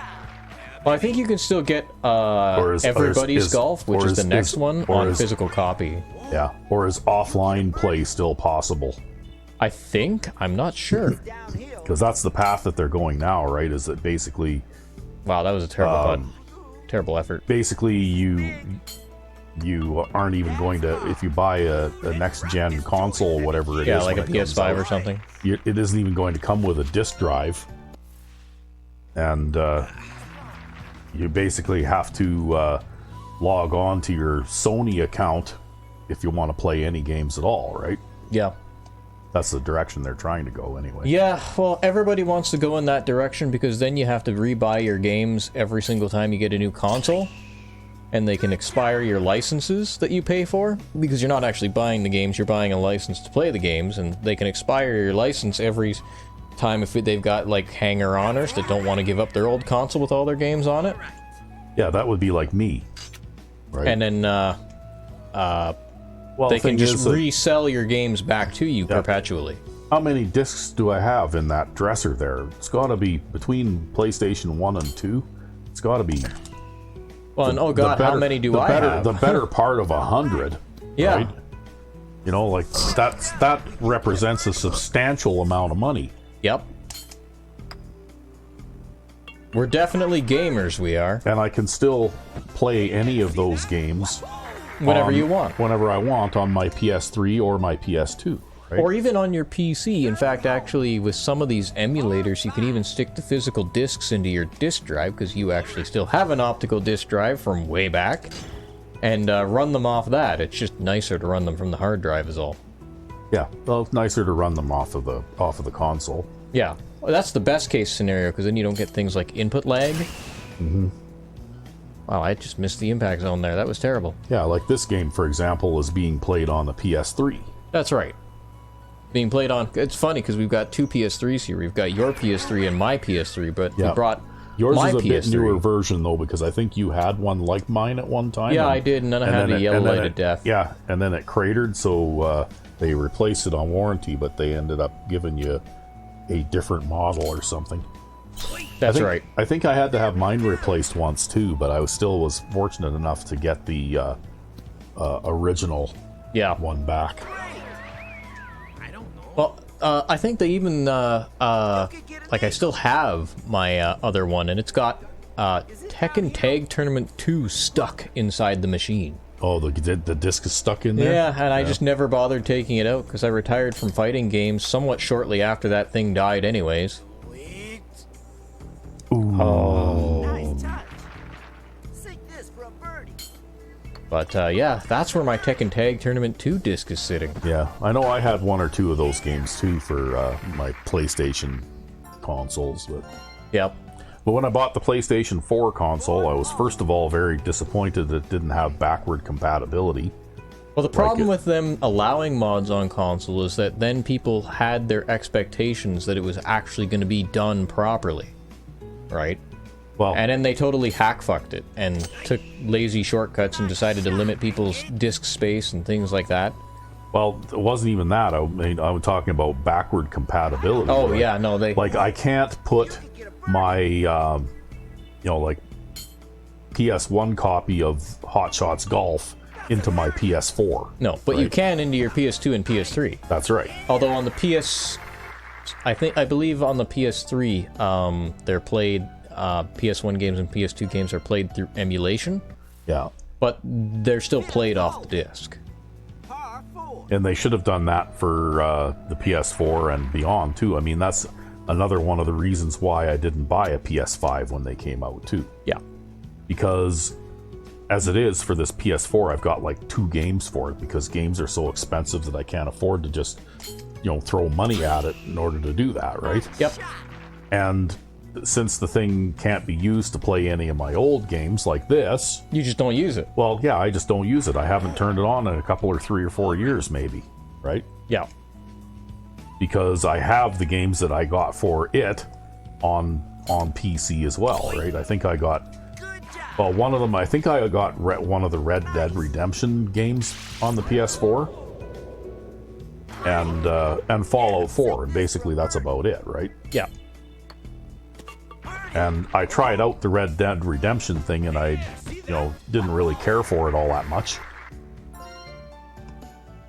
And I got Fallout 4 on my PC, so I don't really need to turn on the PS4. It was a waste of money. Yeah, and then the Fallout 4 experience on console was basically what set you off for consoles basically forever. That finished it, yeah. But I was also a little bit disgruntled just because I couldn't play any of my old games on it. Yeah. Like from previous console generations. And it's not like they didn't have the emulator source code that they couldn't have repurposed from the PS3, right? Well, no, it's all about the money grab, right? Like they just like most other people in the gaming industry are becoming more and more predatory. Yep. And more anti-consumer, right? Yep. And like if you have to go back, if you have some old favorites now, like they talk about nostalgia and all that kind of stuff, and even our buddy the Sweater Vest Gamer was telling me that for his PS5 he is able to purchase some classic PS1 and PS2 games that have been like basically they somehow did some sort of remaster or whatever to allow them to play in an emulator type state on the PS5. I don't know, personally. And you know what? That's just a way for them to be able to sell more copies of the same old shit they've already sold. Games that they already sold 25 years ago, right? I mean, I don't think it's a nostalgia thing. I mean, a lot of older games, I'd say, are better than newer games. Yeah, but this is what they're marketing it as, right? And then I'd also say that, thing, right? You know what? If I wanted to play older games, I'd just use an emulator for that. Yeah. All right, I'm not going to waste my time buying the same products that I've already bought. Yeah. Even when my old hardware expires, I'll still keep it around so that I can legally have the emulator, and then I'll still play it on the emulator. And, if people want to build up their emulator collections, power to them. Well, and you know what? That was one of the things, actually, that back in the day made me favor PlayStation over Xbox. Yeah, was the backwards compatibility. The backward compatibility was, I considered that to be a desirable feature. Yeah, although right? Xbox 360, I think you could play roughly 50% of original Xbox games on Xbox 360, but it was like on a game-by-game basis that they implemented emulation for it. Ooh, that was too soft. Too soft. I don't know why I hit it that soft. I had no reason to hit it that soft. Well, at least you made it on the green anyway. Yeah. But yeah, you know what? I think they need to back up from some of these anti-consumer practices and, reintroduce full backward compatibility. Well, if they produced games on a regular basis that people wanted to buy, and they managed to do it without spending triple-figure digits or 7-figure digits of budget, right? Like, these are even worse. Like, some of these games you've told me take like $100 million to produce or whatever. Yeah, or more.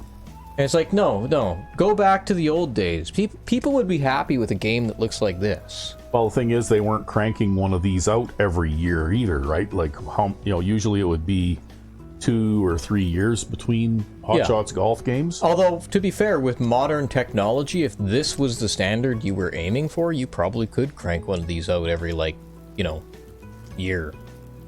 Right? Because it would be very easy to write somewhat inefficient code that poorly utilizes the system's resources in order to produce something that does this on modern hardware.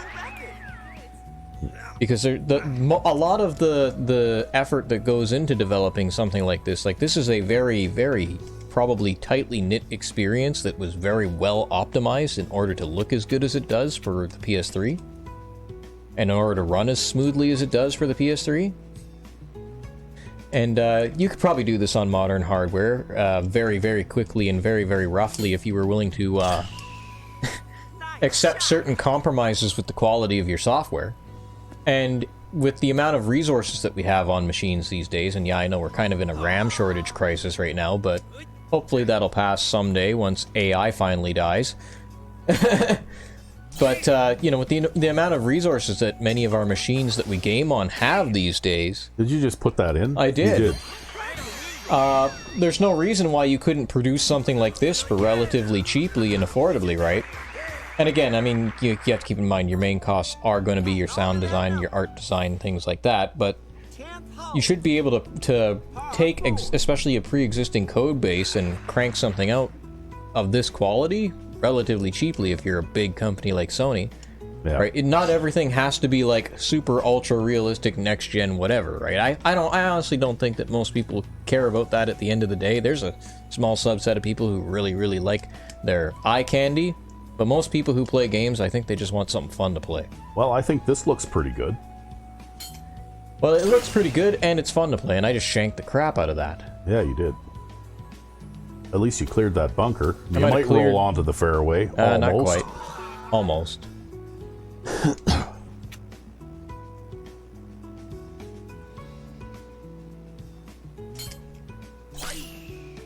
Good job. Good. Yeah, I think that basically chasing the movie experience is a disease that infected the gaming industry around 2008. And it never stopped progressing, and we're just seeing where that's leading now with some of these insane budgets that they have for these games now. And it's not like there weren't games of large scope prior to this. I mean, we've had... take a look at, say, you know, the Elder Scrolls games, right? And I mean, you might say, well, the Elder Scrolls world is kind of small and not necessarily as complex, although it was very complex for the time. But then if you want to talk scope, I mean, although it was randomly generated, Daggerfall back in the 90s was like the largest scope game of its type, such that there's no game world in existence that is as large as it's since, except for maybe the randomly generated Minecraft world, but I don't know if you really want to count that one because it's the size of the surface of Neptune. Well, you know what? I was never overly bothered by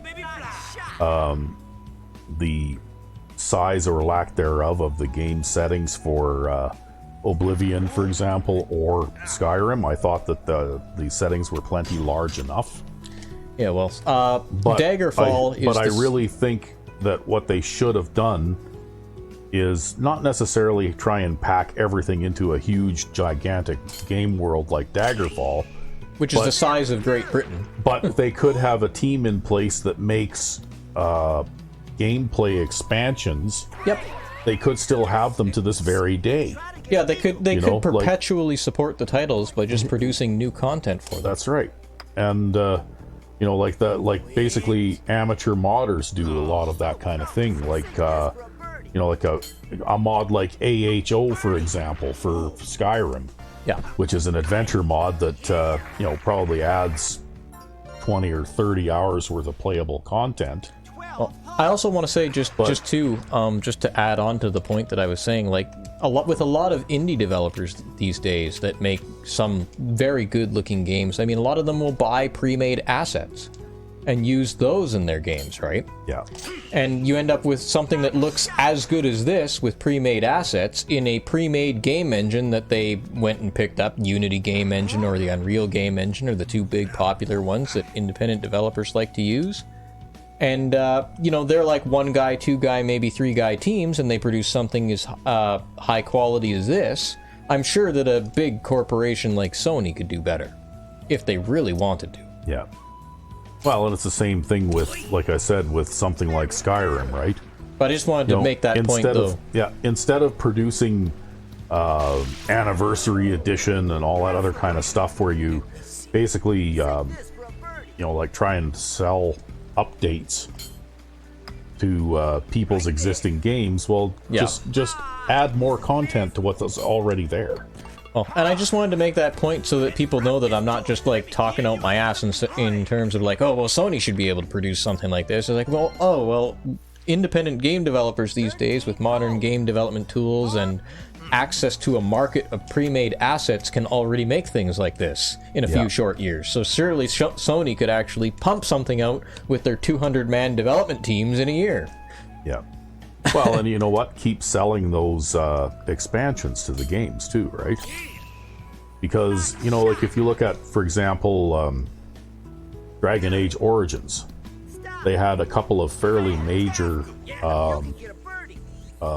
DLC expansions to that game, right? Yep. I also want to say the brilliant thing about that is they sold them on disc too, so you can own a physical copy of those as well. Yeah. But still, they had those large expansions, and I quite willingly, you know, spent. One of them was actually a fairly big expansion that cost $20 or $25 or something, right? Yep. So it was almost the price of a game, because I think a full price game back then was about $35 or $40. More like 60, but yeah. But anyway, I was more than willing to pay that to play that expansion, right? Yeah. And they had, you know, like 3 or 4 other slightly smaller expansions that were still $10 or $12, right? Yeah. And you know, like I think that is the model that they should have stayed with. Yep. Produce the game and then while you're developing the next thing, just keep making DLC for the existing one, especially if that game is popular. Or right? Even if it's a popular game, who gives a shit if it uses modern technology or not? Keep supporting it indefinitely. Keep making new content for it. If people like it, they'll buy it. Well, the thing is that instead now Bethesda with their games, they went the route of that Creation Club nonsense, where they're basically selling people's, you know, amateur modders mods, right? Yeah. And I think that's wrong. If you're going to sell additional content for your game, you should develop it yourself in-house. Yep. And you know, like professional developers obviously would have to, you know, a somewhat higher standard of quality than well, ideally anyways. Ideally, yeah, but still, I mean, you know what? Oh. That was our bad control rating pushing that way off target with our E control.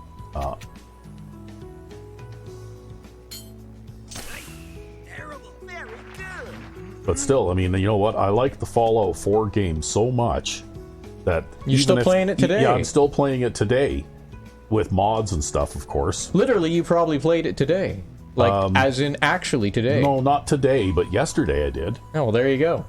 And the thing is that with mods, I mean, it really added a lot to the longevity of that game, but I would have been very happy if they had introduced a lot of, you know, like DLC that are just like single storyline adventures. Yeah. Which is kind of like what a lot of modders do. They'll add, you know, like for example, Niher with his select shotgun, right? He's got a single dungeon that you go through, and you have to solve some puzzles to get through it and open the doors and all that kind of stuff, and you find a special weapon there, and you know, like you have to, you know, end up fighting your way out through waves of feral ghouls while the place burns down around you, right? Yep. And the whole thing takes, once you've played through it a couple of times and you know it fairly well, the whole thing takes maybe 30 or 40 minutes to play through it. The first time I played through it, it took me a few hours because I was trying to solve all the puzzles, right? Yeah. But still, you know, something about that size, I would pay, you know, $12 or $14 for a DLC that size. Yep. I wouldn't have an issue with it at all. I would collect them, you know? As you already do. Because that's a small expansion to one location in the map, right? Yep. And there's plenty of room in their game world map. In fact, they've got 3 sizable game world maps there. They've got plenty of room if they wanted to do that kind of thing, right? Yep. And they could introduce some of these new weapons and stuff that they want to introduce too in there, the way that the modder did in that modded dungeon that I just talked about, right? Yep. 17th hole. All right.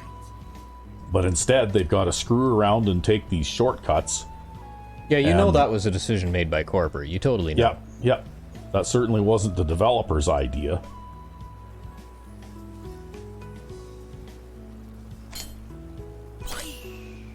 Good job. And you know what? I just refuse to support. Oh. I refuse to support the Creation Club, and I speak against it any chance that I get. Yep. Right? Freeze. Because it's a scam when you can get free well, mods for the same the thing thing. is that you know what? They have one in there.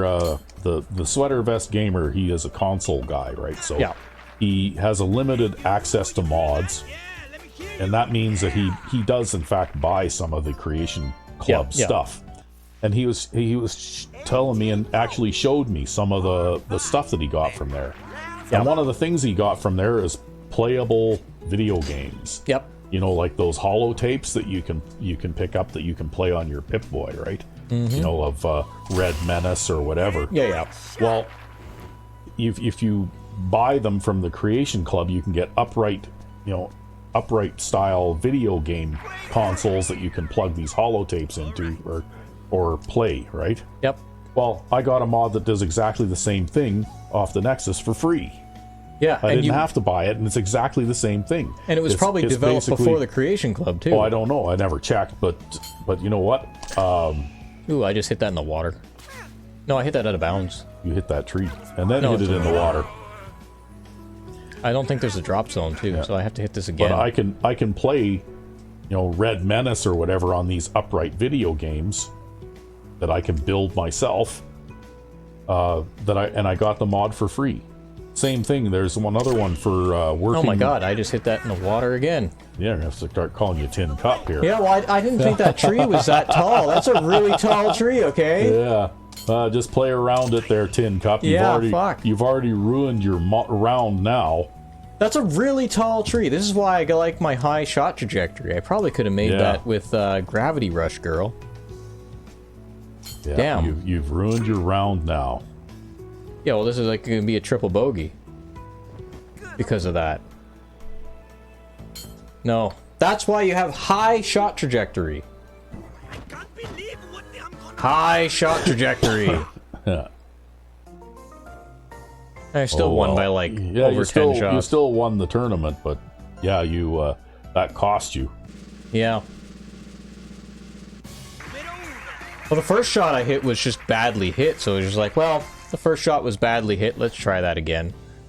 And it's like, no, I actually don't have the loft with Poncho here in order to actually make it over that tree. Yeah, you didn't get a crown this time either. Oh well. Impressive numbers there. Impressive numbers there. Should have used the Gravity Rush Girl. Should have got my high shot trajectory. Although at least we got loyalty on Poncho here. So Yeah, we've got, you got a little bit of loyalty for Poncho. Yep. we ever got to play Poncho again, we'll have access to distance adjustments on our approach shots. Yeah, what the hell happened to him anyway? He looks like he went face first through the windshield or something.